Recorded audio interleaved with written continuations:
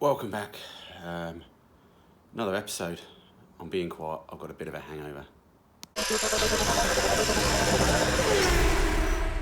We're not going to make too much noise today. Going to look for those catches again. Otherwise, I've seen some on eBay. I'm going to have to buy, but I'll give myself the weekend looking for them. And yeah, so delicate stuff today. Bumpers arrived, front stainless bumper, so we'll go fit that first. I think ease ourselves into things gently. Okay, bumper time. Stainless steel one again. I don't know who I bought it from. Off eBay, 50 quid or whatever.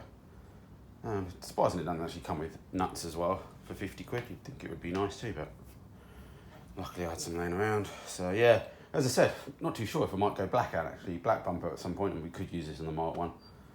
But yeah, for now, it's a bumper. We put it on there. And yeah, see how it looks. So normally okay. Sometimes you just have to fiddle with a hole slightly because it's just depending on the quality of the bumper, and obviously that's a heritage front end, so it should fit nice, but you just don't know, do you?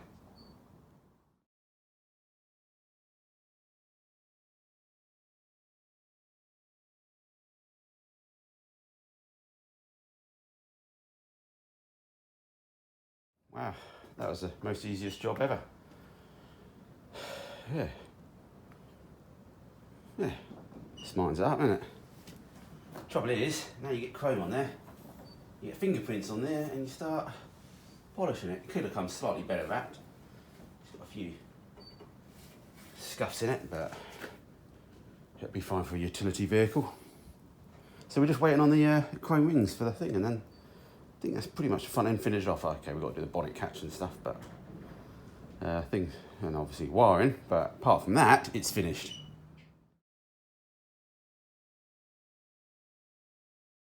Okay, went home, had some break, had some lunch,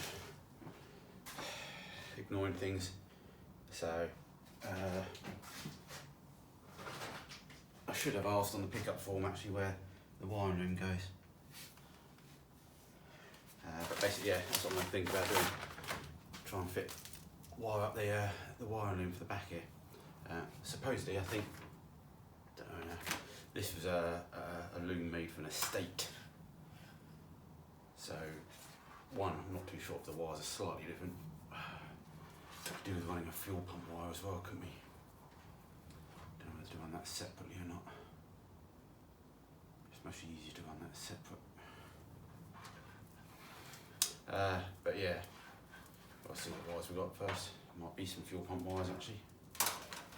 Yeah, so not too sure whereabouts it goes through the bulkhead and whether, I'm assuming there's some clips, so it must run under there, and then I don't know how it gets across from one side to the other. It must at the back here. But anyway, let's figure it out.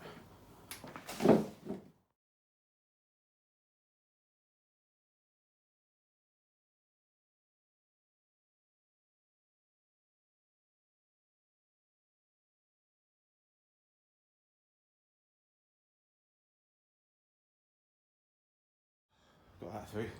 There's a bit of a ball of a job. Oh, just that sort of size where you can't, with big hands, and then just getting your fingers in. And oh, I've got a bit of MIG welding wire up in the end, up through it, and then, oh, God, yeah. Wow. So yeah, time to try and run it along, I guess. And obviously, as I said, this is for an estate, so I need to double check if it actually will go. Because I don't know whether it used to run across the top of an estate, you see, and down. I don't know.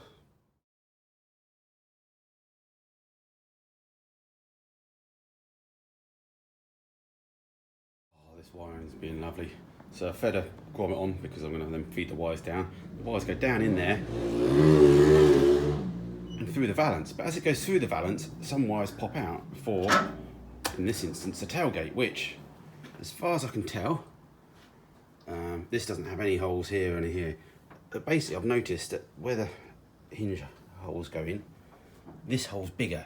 So I think this is where the wires come out. They come out here and into there, because this hole's bigger as well, and then up. So So you've got to feed the wires through and then feed some wires back out there, which I should have done maybe before the tailgate was put on. So we're just going to have to give it a go and see how we do. Remembering that the wire loom I got is for an estate, so the number plate light would be further down, so the wires might be shorter, but they would have been down this way anyway, so hopefully it shouldn't be too bad. All right, before I feed it through, what I'm thinking is we'll leave it like this, we'll wire up the lights, and then once we get all the wiring done at the front, we can then confirm exactly what colours. I know the wiring diagrams and stuff, but we can exactly decide what's the number plate lights and things like that, just so we can confirm before I lose the wires in there and I actually feed the wrong wire through, if you see what I mean, and find out that actually I've wired the indicator up to the tail lamp. It's actually another day. It's actually Sunday now. I'm doing a video. I'll release this Monday, I think. So I didn't do much yesterday, so enough to qualify a whole video, I don't think. But anyway, as I was falling to bed, sleep last night, or trying to get to sleep, I remembered that this is actually a pickup rear loom, and I think I've got an estate, you know, a countryman type estate front loom, which has been converted, or it's got the alternator wiring on it. So yeah, pretty much now, I'm pretty sure now, if I remember rightly, that yeah, this rear part was always a pickup loom. So that should all be fine. The front one's not. Obviously, where I filled in holes as well and smoothed the bulkhead, which I shouldn't have done. I've got issues now trying to get work out how to feed it through. But it is another day. These turned up on a Sunday morning, which is quite nice. So we'll pop them on, and at least we can finish the front end. Oh, and my daughter gave me some homemade pizza to eat for my lunch. That's nice of her.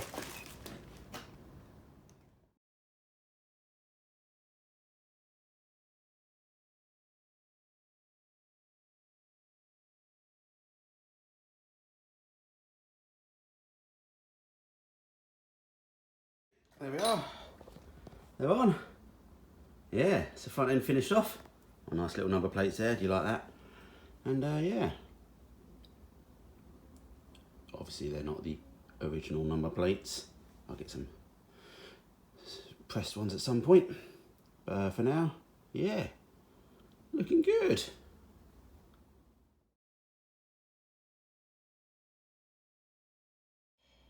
One thing I'm doing with the loom is we cut a hole nice and high up there, the main loom to come out, because I think this is, I can't even remember now, this is an 80s pickup, so I can't remember if it had 2 dials, single dial in the middle, or I don't know now, I can't even remember what I filled in now.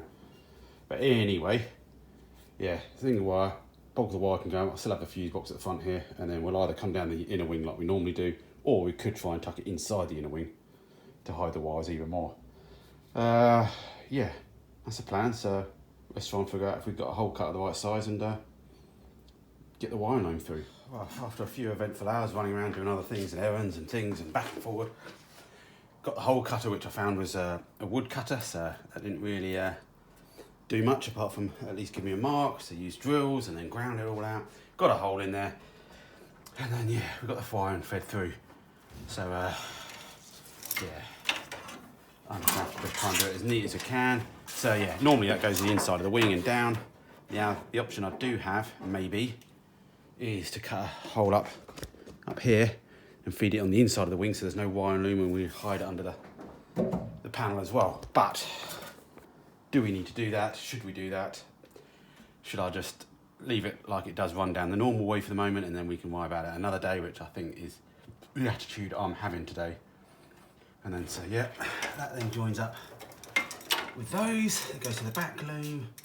There's our flasher relay and to do with the wiper. Oh, that's the wiper there. That goes across there, and some wires there, which could be to do with brakes or who knows what. Or it could be, you know, does that go down to the brake switch? No, that'll be some others. That goes down to the solenoid. I don't know. Again, I can't remember what exact loom this was for now, whether it was an internal brake switch or an external one. We need to figure that out, don't we? Oh, it's getting very hot. I'm going to have Hunter's chicken for tea tonight if I haven't mentioned it already, or will mention it, or I have mentioned it. Yeah, it's hot down here.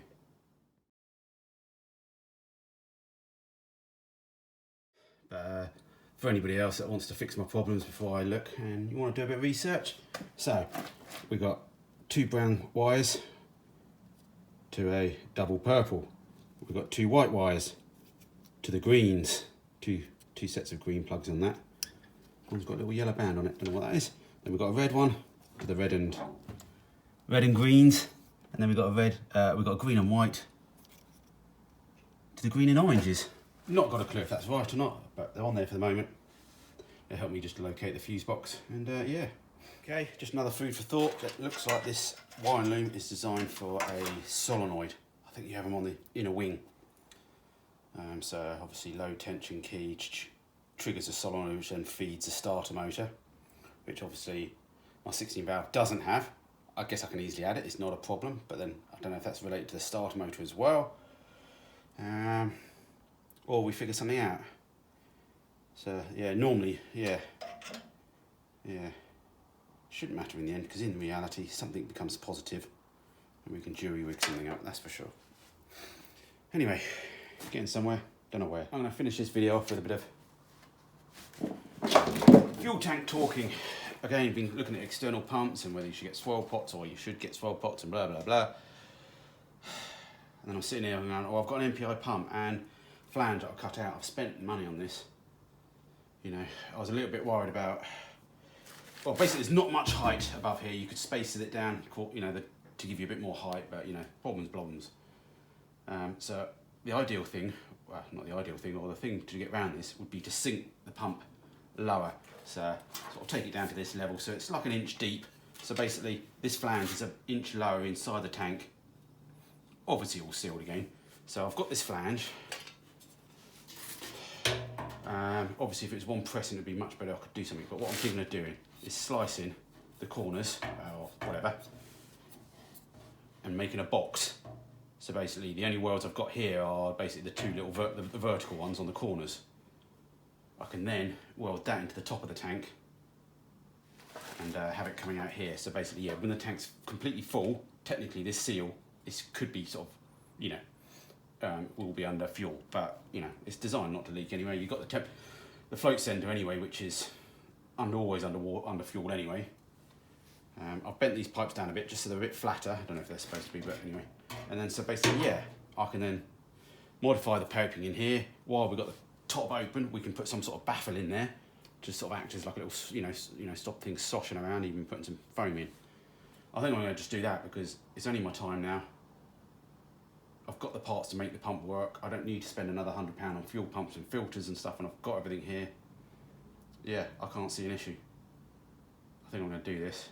So in the next video, I think, yeah, we're going to cut this open, make this into a flange and square this off, and yeah, go from there. Because I tell you what, you could, the curvature of that, you may like it. So yeah, so that would be in there like that, but slightly lower. Views before I start doing it, let me know. All right, have a good evening, everyone.